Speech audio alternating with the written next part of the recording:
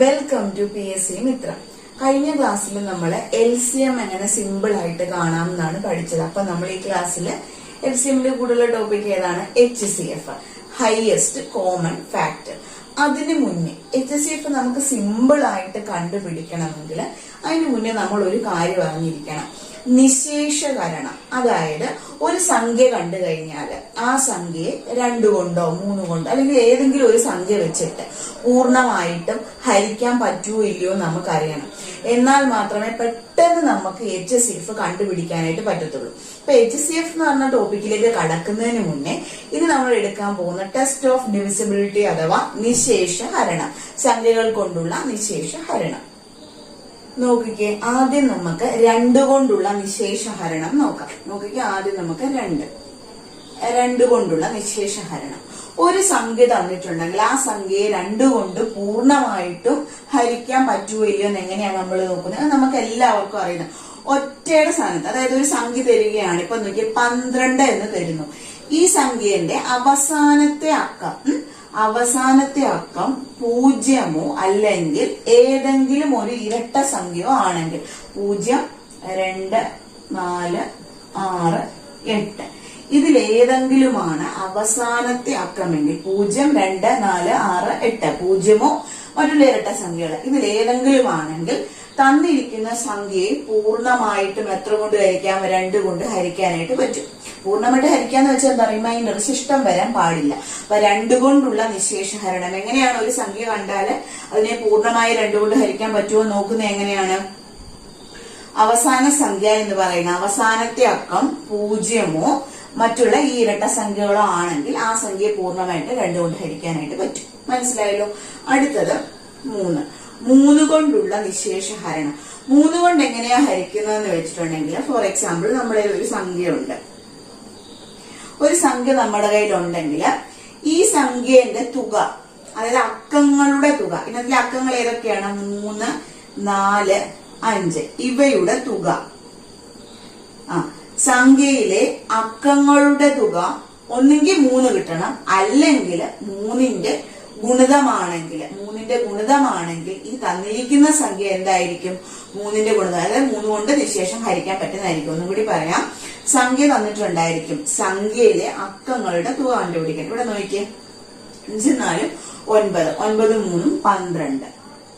അങ്ങനെ അക്കങ്ങളുടെ തുക നമുക്ക് കിട്ടി. ഈ അക്കങ്ങളുടെ തുക ഒന്നെങ്കിൽ 3 ആയിരിക്കണം. ഇവിടെ 3 അല്ല, ഒന്നെങ്കിൽ 3ഓ 3ന്റെ ഗുണിതമോ ആയിരിക്കണം. 12 എന്ന് പറയുന്ന 3ന്റെ ഗുണിതമാണല്ലോ. അങ്ങനാണെങ്കിൽ ഈ 345നെ 3 കൊണ്ട് നിശേഷം ഹരിക്കാനായിട്ട് പറ്റും. ഒന്നുകൂടി പറയാം. 2ന്റെ എങ്ങനെയായിരുന്നു?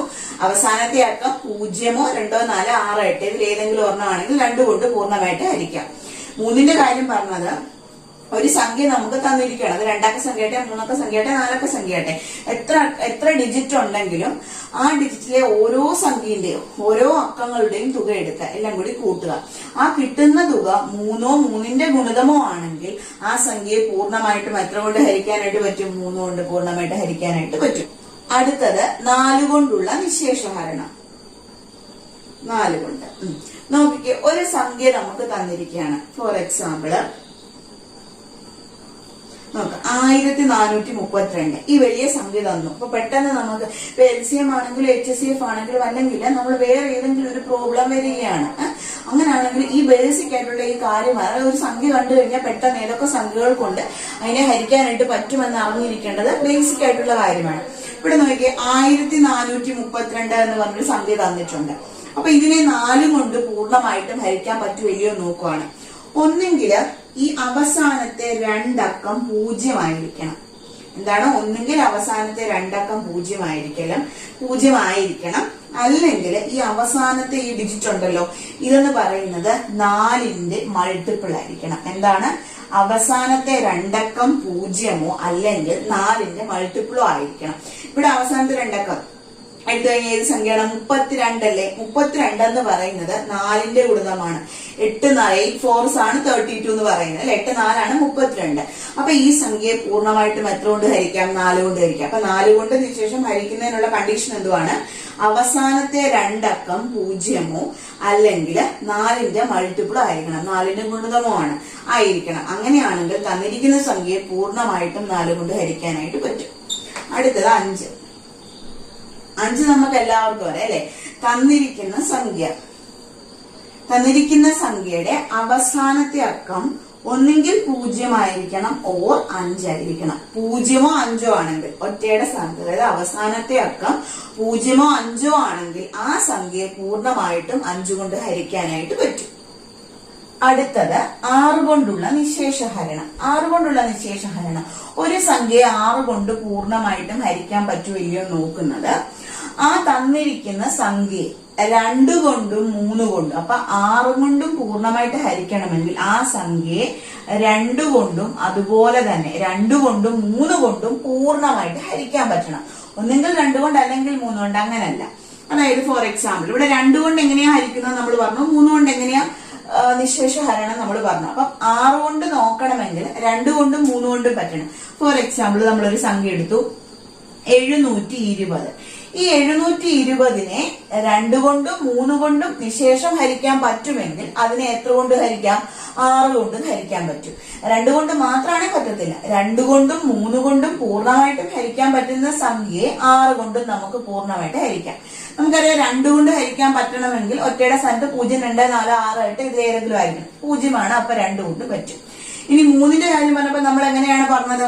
അക്കങ്ങളുടെ തുക 3 3ന്റെ ഗുണിതമോ ആയിരിക്കണം. ഇവിടുത്തെ അക്കങ്ങളുടെ തുക എത്ര? 7 2 9, 9 0 9, 9 3 3ന്റെ ഗുണിതമോ? 9 3ന്റെ ഗുണിതമല്ലേ? അപ്പൊ ഇതിനെ 3 കൊണ്ടും പറ്റും. അപ്പൊ 2 കൊണ്ടും 3 കൊണ്ടും പറ്റും. അപ്പൊ ഈ സംഖ്യ എന്താണ്? 6 കൊണ്ടും പറ്റും. മനസ്സിലായോ? 6 കൊണ്ടുള്ള നിശേഷഹരണം എങ്ങനെയാണ്? ആ സംഖ്യയെ 2 കൊണ്ടും അതുപോലെ തന്നെ 3 കൊണ്ടും പൂർണ്ണമായിട്ടും ഹരിക്കാൻ പറ്റണം. അടുത്തത് 7. 7 കൊണ്ടുള്ള നിശേഷഹരണം എങ്ങനെയാണ് ഒരു സംഖ്യയെ 7 കൊണ്ട് പൂർണ്ണമായിട്ടും ഹരിക്കാനായിട്ട് പറ്റുന്നത്? ഒരു എക്സാമ്പിൾ വെച്ചിട്ട് പറഞ്ഞാൽ നിങ്ങൾക്ക് കറക്റ്റ് ആയിട്ട് മനസ്സിലാകത്തുള്ളൂ. അതായത് നമുക്കൊരു സംഖ്യ തന്നിട്ടുണ്ട്. ചെയ്യേണ്ടതെന്ന് വെച്ചാൽ അവസാനത്തെ അക്കം ഏതാണെന്ന് നോക്കുക. ഇവിടുത്തെ അവസാനത്തെ അക്കം എത്രയാണ്? 1 അല്ലേ? അവസാന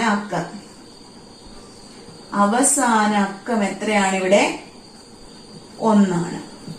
അതിന്റെ ഇരട്ടി എടുക്കുക. ഇപ്പൊ നിങ്ങൾ ഓർക്കും എന്താ കുറെ സമയം പോലോ. ഇപ്പൊ നമ്മൾ സ്റ്റെപ്പ് ഇതിപ്പോ നമുക്ക് മനക്കണക്കായിട്ടില്ല, 1ന്റെ ഇരട്ടി 2 അങ്ങനെ. ഇപ്പൊ സ്റ്റെപ്പ് പറഞ്ഞ് ചെയ്യുന്നതുകൊണ്ടാണ് ഇത്തിരി ടൈം എടുക്കുന്നത്. അവസാന അക്കം 1, അതിന്റെ ഇരട്ടി എടുക്കുക 2. മനസ്സിലായോ? അവസാനത്തെ അക്കം ഏതാണെന്ന് നോക്കുക, അതിന്റെ ഇരട്ടി എടുക്കുക. എന്നിട്ട് ബാക്കിയുള്ള സംഖ്യയിൽ നിന്നും ആ ഇരട്ടി മൈനസ് ചെയ്യണം. അതായത് ഈ 1 ആണല്ലോ അവസാനത്തെ അക്കം, അതിന്റെ ഇരട്ടിയാണ് നമ്മൾ എടുത്തത്. ബാക്കിയുള്ള സംഖ്യ എന്ന് പറയുമ്പോൾ 65. ആ 65ൽ നിന്നും ഈ 2 കുറയ്ക്കുക. അപ്പൊ നമുക്ക് എത്ര കിട്ടി? 63 കിട്ടി. ഇതിപ്പോ 3അക്ക സംഖ്യ ആയതുകൊണ്ടാണ് ഇതിൽ നിന്ന് ഇത് കുറച്ച് നമ്മൾ കിട്ടിയത്. ഇനിയിപ്പോ എത്രക്ക സംഖ്യ ആണോ അങ്ങനെ കുറച്ച് കുറച്ച് വരും. അവസാനം കിട്ടുന്നതിന്റെ ഇരട്ടി എടുത്ത് ബാക്കിയുള്ളതിൽ നിന്ന് കുറച്ച് വരുമ്പോ കിട്ടുന്ന 2അക്ക സംഖ്യ 7ന്റെ ഗുണിതമാണെങ്കിൽ 63 7ന്റെ ഗുണിതമാണല്ലോ. 7 × 9 അല്ലേ 63. അപ്പൊ ഇതെന്താണ്? 7ന്റെ മൾട്ടിപ്പിൾ ആണ് 651. അതായത് എന്താ ചെയ്യേണ്ടത്? തന്നിരിക്കുന്ന സംഖ്യയുടെ അവസാനത്തെ അക്കം നോക്കുക, അതിന്റെ ഇരട്ടി എടുക്കുക. ഇരട്ടി എടുത്തതിന് ശേഷം അതിനെ ബാക്കിയുള്ള സംഖ്യയിൽ നിന്നും കുറയ്ക്കുക. അങ്ങനെ കുറച്ച് കിട്ടുമ്പോൾ ഇവിടെ നമ്മൾ ഒരു സ്റ്റെപ്പ് ചെയ്ത് നിർത്തി. എന്തുകൊണ്ടാണ്? ഇവിടെ 65 ഉള്ളായിരുന്നു, ഇവിടെ ഒരു 7 കൂടെ ഉണ്ടായിരുന്നു. നമ്മൾ എന്ത് ചെയ്യണം? 1ന്റെ ഇരട്ടി എടുത്തു, 1ന്റെ ഇരട്ടി എടുത്തു 2 കിട്ടി. അപ്പൊ 765 2 കുറയ്ക്കണം. അപ്പൊ അത് കിട്ടുമല്ലോ.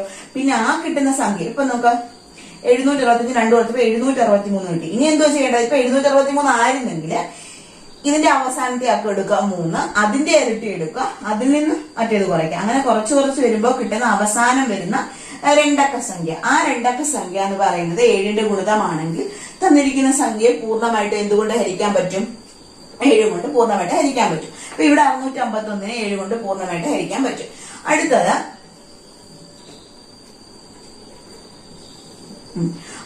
8 കൊണ്ടുള്ള നിശേഷഹരണം. 8 കൊണ്ട് നോക്കുമ്പോൾ നമ്മളിവിടെ 4 കൊണ്ടുള്ള നിശേഷഹരണത്തിൽ നമ്മൾ എന്താ പറഞ്ഞത്? അവസാനത്തെ രണ്ടക്കം 0മോ 4ന്റെ മൾട്ടിപ്പിളോ ആയിരിക്കണം എന്നാ പറഞ്ഞത്. അതുപോലെ തന്നെയാണ് എട്ടിന്റെ ഇവിടെ അവസാനത്തെ രണ്ടക്കല്ലേ 0 എന്ന് പറഞ്ഞത്, അതുമായിട്ട് കമ്പയർ ചെയ്യുക. എട്ടിന്റെ വരുമ്പോ അവസാനത്തെ 3 അക്കം 0 അല്ലെങ്കിൽ 3 അക്കം 8ന്റെ മൾട്ടിപ്പിൾ ആയിരിക്കണം. മനസ്സിലായോ? അവസാനത്തെ 3 അക്കം 0 8ന്റെ മൾട്ടിപ്പിളോ ആണെങ്കിൽ ആ സംഖ്യയെ പൂർണ്ണമായിട്ടും എത്ര കൊണ്ട് ഹരിക്കാനായിട്ട് പറ്റും? 8 കൊണ്ട് ഹരിക്കാനായിട്ട് പറ്റും. അടുത്തത് 9 കൊണ്ടുള്ള നിശേഷഹരണം. 9 കൊണ്ടുള്ള നിശേഷഹരണം. ഇവിടെ നമ്മൾ 3 കൊണ്ടുള്ള നിശേഷഹരണം പറഞ്ഞപ്പോഴെന്താ പറഞ്ഞേ? അക്കങ്ങളുടെ തുക 3ഓ 3ന്റെ ഗുണിതമോ ആയിരിക്കണം. അതുപോലെ തന്നെയാണ് 9ന്റെ. അപ്പൊ 4ഉം 8ഉം തമ്മിൽ കമ്പയർ ചെയ്യുക. 4ന്റെ പറഞ്ഞപ്പം അവസാനത്തെ 2 അക്കം 0 4ന്റെ മൾട്ടിപ്പിള്, 8ന്റെ പറഞ്ഞപ്പോ അവസാനത്തെ 3 അക്കം 0 8ന്റെ മൾട്ടിപ്പിള്. പിന്നെ നമ്മൾ 3 പറഞ്ഞപ്പോ പറഞ്ഞു അക്കങ്ങളുടെ തുക 3ഓ 3ന്റെ ഗുണിതമോ. 9 അതുപോലാണ്, അക്കങ്ങളുടെ തുക 9ഓ 9ന്റെ ഗുണിതമോ ആയിരിക്കണം. ഫോർ എക്സാമ്പിള് നോക്കി 64,125 ഇങ്ങനെ ഒരു സംഖ്യ തന്നിട്ടുണ്ട്. ഇത് 9ന്റെ ഗുണിതമാണോ എന്ന് നോക്കണം. എളുപ്പമാണ്. എന്ത് ചെയ്യണം? അക്കങ്ങളുടെ തുക എടുക്കണം. 6ഉം 4ഉം 10ഉം 1ഉം 11ഉം 2ഉം 13 13ഉം 5ഉം എത്രയാണ്? 18. ഈ 18 എന്ന് പറയുന്നത് 9ന്റെ മൾട്ടിപ്പിൾ അല്ലേ? ആണ്. 9 2 18. അപ്പൊ ഈ സംഖ്യയെ എത്ര കൊണ്ട് ഹരിക്കാം? 9 കൊണ്ട് ഹരിക്കാം. മനസ്സിലായല്ലോ എങ്ങനെയാണ് 9ന്റെ നോക്കുന്നത്? 3ന്റെ കൂട്ടുകാരനെ അക്കങ്ങളുടെ തുക 9ഓ 9ന്റെ ഗുണിതമോ ആണെങ്കിൽ ആ സംഖ്യയെ പൂർണ്ണമായിട്ടും 9 കൊണ്ട് ഹരിക്കാനായിട്ട് പറ്റും. ഇനി ലാസ്റ്റ് 1ലെ 10ഉം 11ഉം നമുക്ക് നോക്കണം. 10 നോക്കി 10 കൊണ്ടുള്ള നിശേഷഹരണം. 10 കൊണ്ടുള്ള നിശേഷഹരണം നിങ്ങൾക്ക് എല്ലാവർക്കും അറിയാം. അവസാനത്തെ അക്കം എന്തായിരിക്കണം? 0 ആയിരിക്കണം അല്ലെ? 250 300. ഒരു കാര്യം മാത്രം നോക്കിയാൽ മതി, അവസാനത്തെ അക്കം 0 ആയിരിക്കണം. അവസാനത്തെ അക്കം എന്തായിരിക്കണം? 0 ആയിരിക്കണം. അപ്പൊ നമ്മള് 2 തൊട്ട് 10 വരെയുള്ള സംഖ്യകളുടെ കാര്യം പറഞ്ഞു. 2 എങ്ങനെയാ നോക്കിയേ? അവസാനത്തെ അക്കം 0 2 4 6 8 ഇതിലേതെങ്കിലും ഒരെണ്ണം ആയിരിക്കണം. 3 നോക്കിയത് എന്താണ്? അക്കങ്ങളുടെ തുക അക്കങ്ങളുടെ തുക 3ഓ അതിന്റെ ഗുണിതമോ ആയിരിക്കണം. 4 നോക്കിയപ്പോ എന്താണ്? അവസാനത്തെ 2 അക്കം ഒന്നെങ്കിൽ 0 ആയിരിക്കണം അല്ലെങ്കിൽ 4ന്റെ ഗുണിതമായിരിക്കണം. 5 നോക്കിയപ്പോ എളുപ്പമാണ്. അവസാനത്തെ അക്കം 0ഓ 5ഓ ആയിരിക്കണം. ഇനി 6ന്റെ കേസ് പറഞ്ഞപ്പോ നമ്മൾ എന്താണ് പറഞ്ഞത്? തന്നിരിക്കുന്ന സംഖ്യയെ പൂർണ്ണമായിട്ടും 2 കൊണ്ടും 3 കൊണ്ടും ഹരിക്കാൻ പറ്റണം. 7ന്റെ കാര്യം പറഞ്ഞപ്പോഴ് 7ന്റെ കാര്യമാണ് ഇച്ചിരി ഡിഫിക്കൽട്ട് ആയിട്ട് നിൽക്കുന്നത്. ഇത്രയേ ഉള്ളൂ. അവസാനത്തെ അക്കം എടുക്കുക. ആ അവസാനത്തെ അക്കത്തിന്റെ ഇരട്ടി എടുത്തതിന് ശേഷം ബാക്കിയുള്ള സംഖ്യയിൽ നിന്ന് കുറയ്ക്കുക.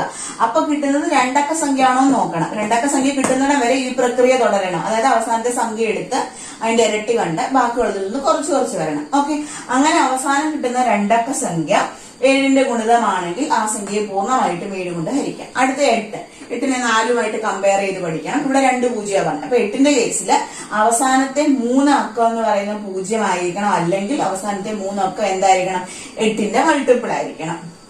ഇനി 9 3ന്റെ കൂട്ട് തന്നെയാണ് അല്ലെ? അക്കങ്ങളുടെ തുക 9ഓ 9ന്റെ ഗുണിതമോ ആയിരിക്കണം.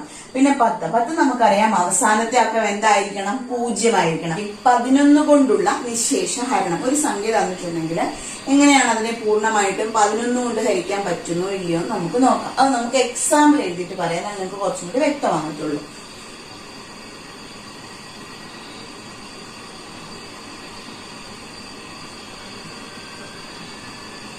ഈ സംഖ്യ കുറച്ച് നോക്കാം.